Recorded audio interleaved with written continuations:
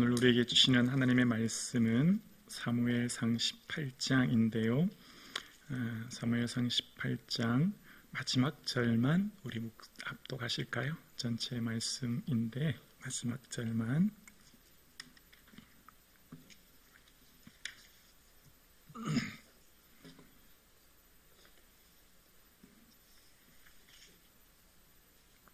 함께 합독하겠습니다. 블레셋 사람들의 방백이 싸우러 나오면 그들이 나올 때마다 다윗이 사울의 모든 신하보다 더 지혜롭게 행하며 이에 그의 이름이 심히 귀하게 되니라. 아멘. 2024년 예수님의 기쁨, 자랑, 노래되는 우리 온 성도님들 되기를 주님의 이름으로 축복합니다. 아멘. 여러분, 복싱, 여성 성도님들이 많으셔서 잘 모르실 것 같은데, 복싱 아세요? 복싱, 권투. 이게 TV에서 보셨죠? 이렇게 권투할 때, 이렇게 상대를 넘어뜨리고 펀치할 때, 주먹의 펀치보다 더 중요한 게 있대요. 우리가 볼 때는 손으로 이렇게 펀치, 왼쪽 오른쪽 펀치를 날려서 상대를 쓰러뜨리지 않습니까? 근데 우리가 볼 때는 펀치가 되게 중요하다고 생각하는데, 이 권투에 있어서 가장 중요한 것은 펀치보다 더 중요한 것은 디딤발이라고 합니다. 발이요. 발을 어디서 어떻게 스텝을 밟느냐가 그 힘을 나오게 한다는 겁니다. 그러니까 권투에 있어서 중요한 것은, 펀치보다 더 중요한 것은 디딤발이 더 중요하다는 거예요. 이해가 되셨죠? 투수, 여러분 야구를 보면 투수 있지 않습니까? 여성 권사님들이 많으셔서 투수가 이제 야구할 때 공을 던지지 않습니까? 그러면 이제 공을 던질 때도 우리가 볼 때는 이 팔에서 힘이 나온다고 생각하는데, 선동열 감독은 이런 얘기를 했다고 합니다. 공은 팔이 아니라 다리로 던진다, 이런 말을 했답니다. 투수가 공을 던질 때 팔의 힘의 근원이 이 다리에서부터 나온다는 거죠. 디딤발이 그만큼 중요하다는 거예요. 축구도 그렇습니다. 축구를 할 때 축구 선수들이 이렇게 슈팅을 날릴 때 슈팅 날리는 쪽보다는 어떻게 먼저 놓는 디딤발이 너무나 중요하다는 겁니다. 디딤발을 놓느냐에 따라서 슈팅의 거리와 명중도가 정해진다는 거죠. 그러니까 운동에 있어서 중요한 것은 당장 보여지는, 무슨 권투로 말하면 펀치, 야구로 말하면 공 던지는 것보다 더 중요한 게 우리 눈엔 잘 보이지 않은 발의 위치, 디딤발의 위치가 참 중요하다는 거예요. 우리가 일상을 살아갈 수 있어서 우리의 삶의 일상에 보여지는 모든 상황들, 조건들, 또 내가 만나는 사람, 또 수많은 일들, 아침에 출근해서 퇴근할 때까지 일어나는 많은 사람들을 만나고 일어나는 일들 중에 우리의 삶에 참으로 중요한 것이 있습니다. 우리의 삶에 참으로 중요한 것은 하나님을 바라보고 하나님만 의지하는, 말씀만을 붙드는 내 삶의 디딤발의 위치가 중요한 줄로 믿습니다. 내 삶의 무게중심, 그러니까 내 삶의 중요한 기초가 말씀이 되고 주님을 붙들 수 있기를 주의 이름으로 축원합니다. 이 사무엘상에 있어서 중요한 시초, 이 다윗 왕조를 이야기할 때 한나는 하나님 앞에 기도할 때 하나님께서는 죽이기도 하시고 살리시기도 하시고 가난하게도 하시고 부하게도 하시고 낮추시기도 하시고 높이시기도 하신다라고 기도해요. 하나님은 어떤 분이라고요? 주권자라는 거예요. 모든 만물의 주권은 하나님 손에 달렸다는 거죠. 그래서 다윗도 마지막에 하나님께 고백할 때 부하기가 주의 손에 있습니다, 그렇게 고백하죠. 여러분, 우리의 삶의 주권자는 살아계신 하나님이신 줄로 믿습니다. 아멘이시죠? 하나님의 손에 모든 것이 달린 거예요. 이걸 아는 사람은 주님 앞에 나오는 거예요. 이 비결과 이 진리를 아는 사람은 주님께 엎드리는 거예요. 그 환경, 그 사람, 그 조건이 하는 게 아니라 하나님이 친히 다스리시고 주권하시고 인도하시는 분인 하나님 한 분만 바라보면 된다는 것을 아는 사람, 그 사람은 주님 앞에 엎드려 기도하고 주의 도우심만을 바라보는 것이죠. 왜냐하면 하나님이 높이시면 낮출 자가 없고 하나님 낮추시면 높일 자가 없기 때문입니다. 주님만을 의지할 수 있기를 주의 이름으로 축원합니다. 골리앗과의 전투를 마친 후 이스라엘은 큰 기쁨 속에 시간을 보냅니다. 사울왕이 얼마나 기뻤겠습니까? 어린 목동 다윗이 골리앗을 넘어뜨렸으니 다윗을 자기 가까이 불러서 머무르게 합니다. 그리고 군대장으로 삼고 다윗은 가는 곳마다 많은 사람들에게 칭찬을 받습니다. 그러면 그 다윗을, 소년 다윗을 군대장으로 부른 왕도 기뻐하고 같이 기뻐해야 될 것 아닙니까? 그런데 오늘 본문의 내용은 다윗이 가는 곳마다 지혜롭게 행하고 모든 사람들이 다윗에게 박수를 치고 좋아하니까 다윗에게는 천천을 돌리고 사울에게는 만만을 돌립니다. 그러니까 여기에서 천이라고 하는 것보다, 천이라고 하는 숫자보다 더 중요한 게 만인데요. 만은 무수하다, 많다, 셀 수 없다 이런 의미가 있는 거예요. 여러분, 우리 동양 문화권에서도 보면 황제에게 일반적으로 우리는 만만세, 황제에게 우리는 만만세라고 하지 않습니까? 만세는 영원히 산다는 의미로 황제에게 붙인다니까 만이지 않습니까? 그래서 제후에게 천세라고 하는 표현을 쓰듯이 지금 사울왕은 자기보다 다윗을 높이는 이 만만이라고 하는 표현 속에 이제 마음이 상한 거예요. 그러면서 사울왕이 기분이 굉장히 상하면서 이 8절에 보면 이런 말을 해요. 이제 다윗이 더 얻을 것은 이 나라 말고 무엇이냐? 무슨 말이죠? 이 나라, 내 왕권을 노리고 이 왕권만 가져가면 이제 내 왕권이 위태롭게 되었다. 이런 의미가 담겨져 있는 거죠. 그래서 그때부터 다윗을 주목했다라고 9절에 이야기합니다. 주목이라고 하는 것은 눈여겨보다라는 뜻입니다. 그러니까 그때부터 다윗은 이 주목이라는 단어를 영어 성경에는 시기의 눈으로 보다라고 표현합니다. 시기라는 말을 썼습니다. 초대 교회 교부들은 7가지 대죄 중에 시기에 대해서 이렇게 말합니다. 가장 야비하고 더럽고 잔인한 죄라고 표현하고요. 토마스 아퀴나스는 이 시기에 대해서 이렇게 말합니다. 다른 사람의 행복을 슬퍼하는 것이다. 다른 사람이 행복하면 내가 기뻐해야 되는데 슬퍼한다는 거죠. 그러니까 이 문맥에서는 남의 불행을 기뻐한다는 의미가 담겨져 있죠. 앞에서는 슬퍼하고 뒤에서는 웃는, 또 그 사람이 잘 되면 앞에서 박수치고 뒤에서 슬퍼하는 그런 모습이 담겨져 있다는 거죠. 그래서 시기는 아인이라고 하는 단어를 쓰고 주목했다고 하는데요. 히브리어에서는 같은 의미로 카라라는 단어를 쓰는데 벌겋게 달아오르다라는 표현을 씁니다. 벌겋게 달아오르는 거예요. 내 내면에서부터 시기하는 마음이 있으면 얼굴이 달아오르고, 그래서 시기는 눈으로 짓는 죄라고 표현합니다. 지금 오늘 사울 왕은 다윗이 잘 되고 인정받고 사람들의 지지를 받으면 나도 함께 기뻐하고, 어차피 내 부하고 내가 세운 천부장 아닙니까? 그럼 함께 기뻐해야 될 텐데 지금 그러지 못하는 모습을 봅니다. 시기는 내부를 무너뜨리는 무서운 질병입니다.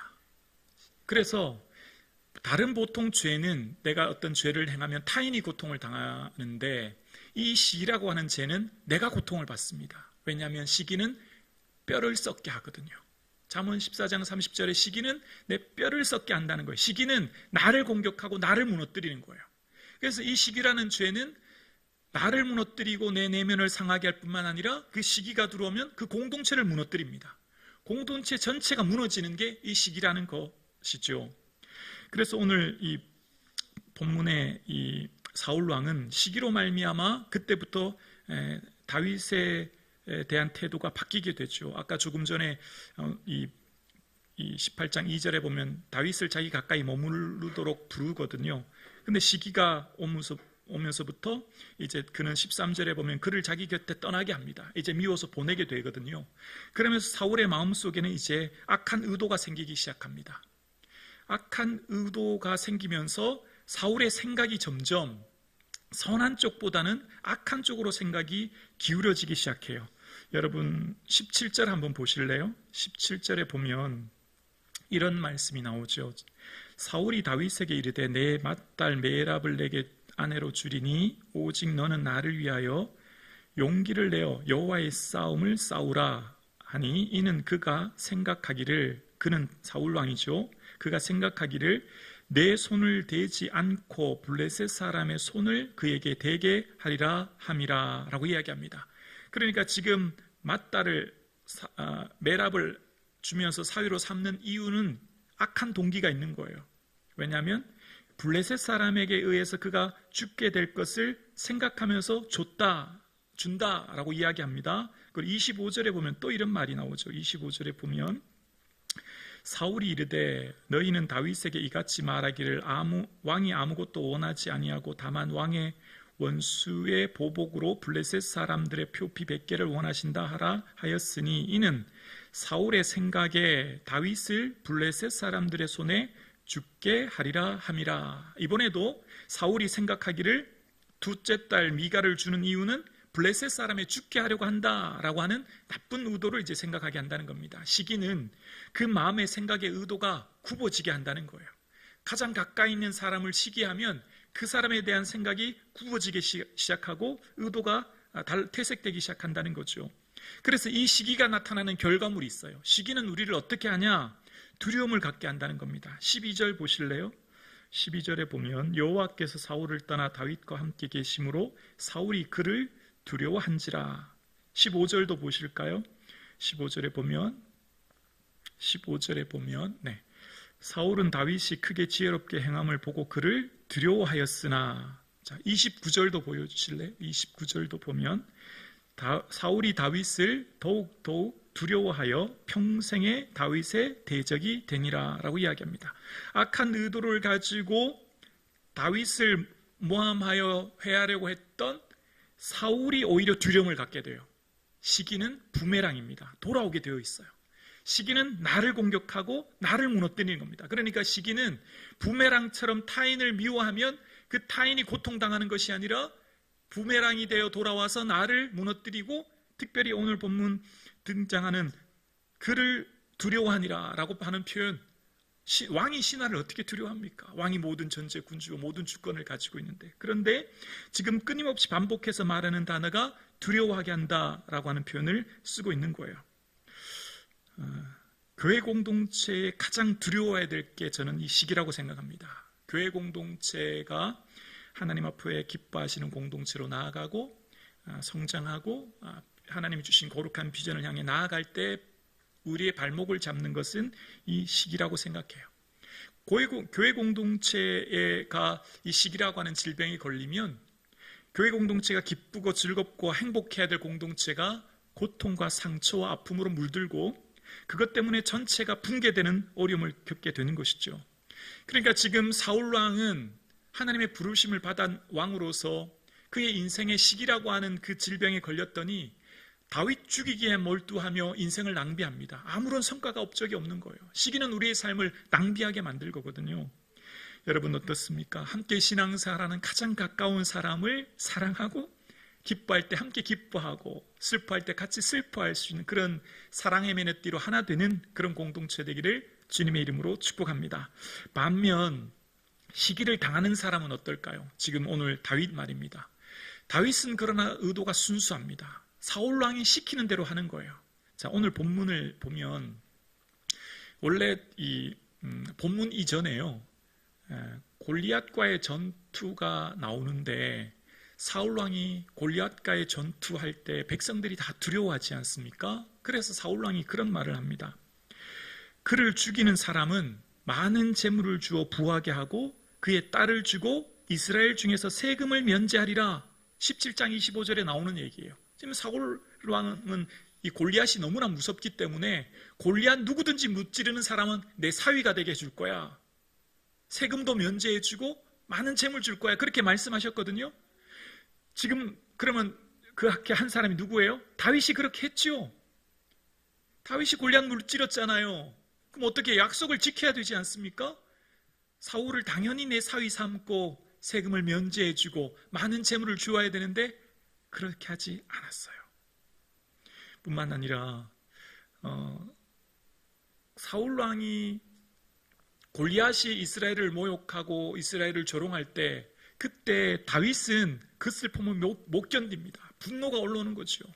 할례 받지 않는 사람이 하나님의 이름을 모욕한다고 견딜 수 없어서 다윗은 나가서 골리앗을 무너뜨립니다. 반면 그때 사울 왕은 어떻습니까? 분노하지 않아요. 오히려 그는 그의 모든 모함 속에 그런 모욕 속에 침묵합니다. 근데 지금 언제 지금 사울 왕이 노를 발할까요? 오늘 본문 18장 8절이에요. 많은 사람들이 다윗에게 박수치고 다윗을 천천만만이라고 하니까 거기에 분노가 일어난 거예요. 그러니까 왕으로서 하나님 주신 정말 거룩한 의분을 가지고 골리앗을 무찌르고 넘어뜨려야 될 그는 오히려 시기라고 하는 것을 통해서 내부에 사랑하는 신하들 적으로 만듭니다. 시기는 가장 가까운 사랑하는 사람을 적으로 만듭니다. 시기는 내 가족이든 내 교회 공동체든 내 직장에 있는 사람이든 이 시기라고 하는 질병에 걸리면 가장 가까운 사람을 무너뜨릴 뿐만 아니라 그를 친구요, 동료요, 가족이 아니라 적으로 만드는 무서운 질병이라는 거죠. 그래서 반면 순수한 의도를 가지고 있는 다윗은 왕이 시키는 대로 하는 거예요. 왕이 가라고 하면 어디든지 가고, 또 첫째 딸 메랍을 그에게 주지 않고 아들에게 주어도 침묵합니다. 그리고 미가를 줄 때 양피 100개를 원했지만 200개를 가져다 주므로 그는 사울 왕이 악한 동기가 있지만 그것에 따라 그냥 다른 어떤 생각을 품지 않고 순종해요. 그렇게 순종했던 다윗을 향해서는 5절에 보면 이런 표현이 나오죠. 5절에 보면 다윗은 사울이 보내는 곳마다 가서 지혜롭게 행하며 라고 이야기합니다. 다윗의 특징은 순종함으로 순한 동기로 살아갔던 그에게는 하나님이 지혜를 더해 주시는 거예요. 14절도 볼까요? 14절 자막 보여주시면 다윗이 그의 모든 일을 지혜롭게 행하니라 여호와께서 그와 함께 계시니라. 다윗은 사울이 어떤 걸 시키든지 어떤 곳으로 보내든지, 여기 모든 일이라고 하는 것은 길이라는 의미가, 원어의 의미가 있거든요. 다윗은 가는 길마다 지혜롭게 행했다는 거예요. 왜냐하면 하나님 함께 계셨기 때문에요. 그리고 30절에도 보면 30절에 블레셋 사람들이 방백들이 싸우러 나오면 그들이 나올 때마다 다윗이 사울의 모든 신하보다 더 지혜롭게 행하매 이에 그의 이름이 심히 귀하게 되니라. 아멘. 다윗은 사울의 모든 신하 전체를 합친 것보다 더 지혜롭게 행했고, 그래서 그의 이름이 귀하게 되었대요. 왜 그렇게 되었다고요? 하나님 함께 하셨고, 하나님 앞에서의 삶을 살았던 다윗의 삶은 순수한 동기와 의도로 살았던 그를 하나님이 다윗을 붙들고 계셨기 때문이죠. 하나님이 다윗과 함께 하셨고 다윗의 가는 곳마다 다윗을 인도하시고 이끌어 주셨던 거죠. 서두에 말씀드렸던 것처럼 여호와는 죽이기도 하시고 살리시기도 하시고 부하게도 하시고 가난하게 하셨던 그 전능하신 하나님, 모든 주권이 하나님께 있는 그 능력의 하나님이 다윗을 붙드셨고 다윗과 함께 하셨고 다윗의 인생을 붙드신 그 주님께서 다윗의 삶을 세우셨고, 그래서 그의 이름이 심히 귀하게 되었다. 오늘 본문은 이야기하고 있습니다. 오늘 함께 예배드리시는 사랑하는 성도님, 오늘 본문을 통해 우리에게 주님은 뭘 말씀하실까요? 모든 주권은 하나님께 있는 줄로 믿습니다. 우리의 모든 생사하복의 주권이 오직 하나님께 있음을 믿고 전적으로 주님만 의지하고 주님만 바라보고 주께 기도하는 저와 여러분 되기를 주님의 이름으로 축원합니다. 그럴 때 어떤 사람의 외부의 사람들이 내게 시기하고 공격하여 나를 무너뜨리려고 할지라도, 어떤 사람이 나를 힘들게 할지라도 우리는 두려워하지 않습니다. 우리와 함께 하시는 하나님이 함께 하시기 때문이에요. 우리를 붙드시는 하나님 바라보기 때문이에요. 그래서 마치 다윗과 함께 하셨던 하나님, 사울이 어떤 공격으로 그를 무너뜨리려고 해도 무너뜨릴 수 없던 것처럼 하나님이 우리와 함께 하시기에 그 하나님 우리를 이끄심을 바라보며 오늘도 살아가시는 저와 여러분 되실 수 있기를 주님의 이름으로 축원합니다.